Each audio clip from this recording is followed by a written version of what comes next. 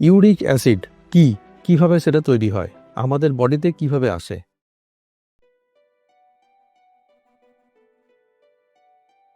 Uric acid খুব সাধারণভাবে বললে, সহজভাবে বললে, এটা হচ্ছে একটা waste product from the metabolism of protein. মানে প্রোটিন বা কোনো পিউরিন প্রোডাক্টের যখন মেটাবলিজম হয়, সেই যে ওয়েস্ট প্রোডাক্টটা পড়ে থাকে সেটা হচ্ছে ইউরিক অ্যাসিড। ইউরিক অ্যাসিডটা কিভাবে শরীরের মধ্যে সঞ্চয় হয়?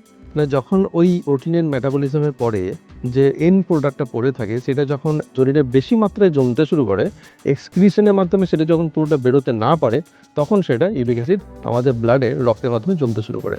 এবং যখন ইউরিক অ্যাসিডের মাত্রা রক্তের মাধ্যমে বেড়ে যায়, তখন সেটা জয়েন্টে জয়েন্টে ডিপোজিট হতে শুরু করে। সেখান থেকে তৈরি হয় ইউরিক অ্যাসিড আর্থ্রাইটিস। আমাদের সবার মানুষদের মধ্যে অনেক ধারণা আছে, অনেক ভুল ধারণা আছে, অনেকের সঠিক ধারণাও আছে যে ইউরিক অ্যাসিডটা কী, কীভাবে হয়। ইউরিক অ্যাসিড যে কোনো ব্যথায় কি ইউরিক অ্যাসিডের আর্থ্রাইটিস?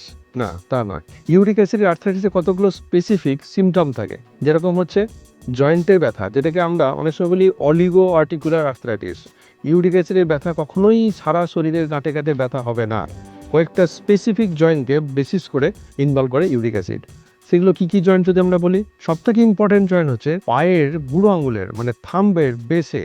থাম্বের বেসে যদি ব্যথা হয় এবং সেই জায়গা যদি ফুলে ওঠে, আমরা অনেক সময় ধারণা করি যে ক্লিনিক্যালি দেখে আইডিয়া করি যে ইউরিক অ্যাসিড হতে পারে।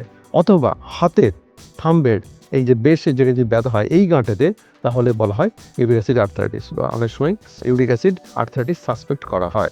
What are the symptom of uric acid arthritis বা gouty arthritis? First symptom of any kind of inflammation, যেমন ইউরিক অ্যাসিড আর্থ্রাইটিসটা এক রকমের ইনফ্লামেশন। সো ইনফ্লামেশনের প্রথম সিমটম হবে পেন, দ্বিতীয় হবে সোয়েলিং, 3 নম্বর হবে রেডনেস, এই জায়গাটা ফুলে যাবে বা যেই জায়গাটা যে জয়েন্টটা। Uric acid arthritis generally oligo articular arthritis, কোনো একটা বা দুটো জয়েন্টকে ইনভলভ করে। একেবারে শরীরের মাল্টিপল জয়েন্টকে কিন্তু ইউরিক অ্যাসিড আর্থ্রাইটিসে ইনভলভমেন্ট হয় না, জেনারেলি হয় না। তাহলে জয়েন্টটা পেন হবে, সোলেন হবে এবং রেডনেস হবে। আর 4 নম্বর হবে এই জয়েন্টের মুভমেন্ট কমে যাবে, যে জয়েন্টে আর্থ্রাইটিস হবে সেই জয়েন্টের মুভমেন্টটা কমে যাবে।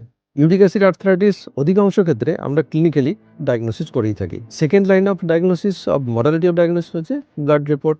ব্লাডে আমরা ইউরিক অ্যাসিড টেস্ট করে দেখব তার মাত্রাটা কত। যদি জেনারেলি 6-এরও বেশি হয়, তখন হাইপার ইউরিসেমিয়া বলা হয়। 6 ফিমেলদের ক্ষেত্রে বা 7 মেলদের ক্ষেত্রে জেনারেলি একটা রেফারেন্স রেঞ্জ একটা থাকে, যার ওপর হলে আমরা বলি হাইপার ইউরিসেমিয়া।